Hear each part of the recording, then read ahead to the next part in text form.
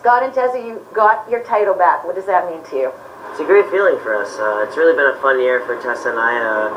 It's been a lot about training, and we've been able to really focus on enjoying the process, and that's worked out really well, and it's really just a bonus and kind of icing on the cake to have that World Championship back. It really just shows how much we've been able to really focus on the training side of things and be healthy and enjoy the process. In competition, though, perhaps not so many great moments this year, or some real downers, particularly at the Grand Prix final. Scott, you were quite vocal and animated about the score, something I've never seen from you. Tell me about that experience when your teammates, your training mates came in and took the Grand Prix title at home in Canada. Well, I think there was a lot of pride at stake. We were competing at a competition we've never won before, and in our home country. We really wanted to win.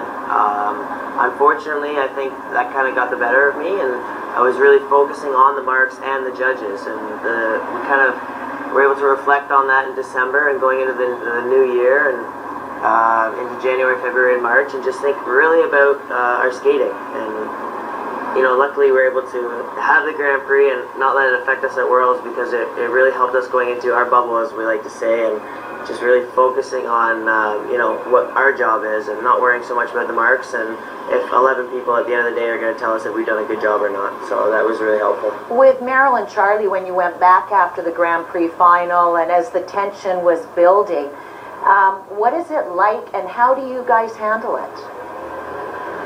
Well, we try and stay in that bubble that we've created. I think it's normal as the season progresses to sense the tension. Right.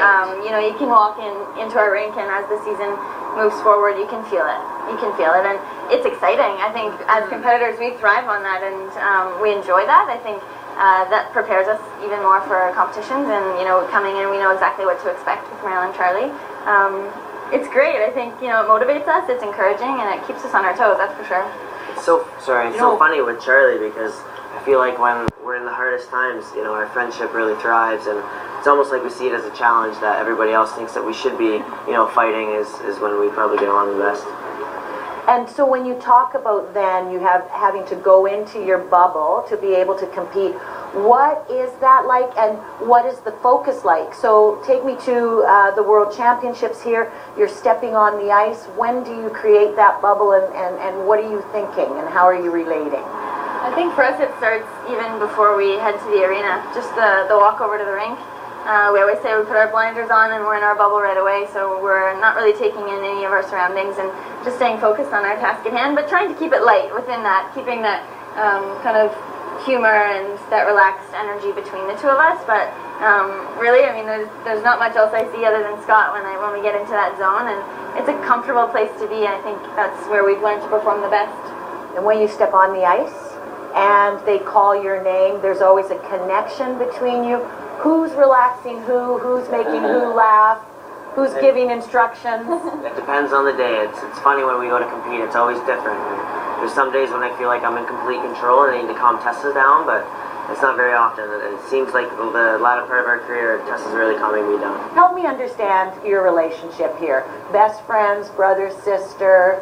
I don't think you can compare it, really. It's a very unique relationship. We've really kind of grown into what is a great partnership, and also a great friendship. And the further, the further our career goes on, the better it gets. So hopefully we can just keep that going for the next 2 years and really enjoy it. You talk about your great partnership, and you are well on your way to becoming one of the all-time greats in the world of ice dance, like Torvill and Dean. And I've always seen that in you. And what have you seen for yourself going forward, and what mark would you like to leave on the sport?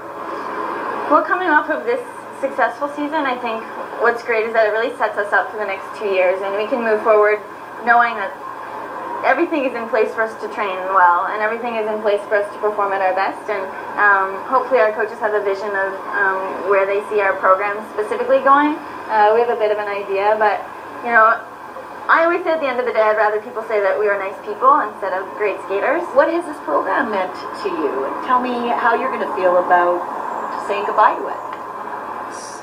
Really, it's been about it's been a really special program for Tessa and I. And playing two really special characters. Tessa's a huge Audrey fan, and I've really come to really love being Fred, and I'm really going to miss being Fred Astaire and showing that classical dance and really enjoying kind of a legitimate kind of an era in movies, and it's Authentic. been really authentic and a lot of fun for us. So we're gonna really miss it. We're looking forward to World Team Trophy. I know that Worlds is over and it's kind of an afterthought, but at the same time, one more shot at doing funny faces is going to be a lot of fun. Well, we're going to take a minute now and look back at the winning free dance from these World Championships in Nice. Thanks, Tessa and Scott. Thanks, Tracy.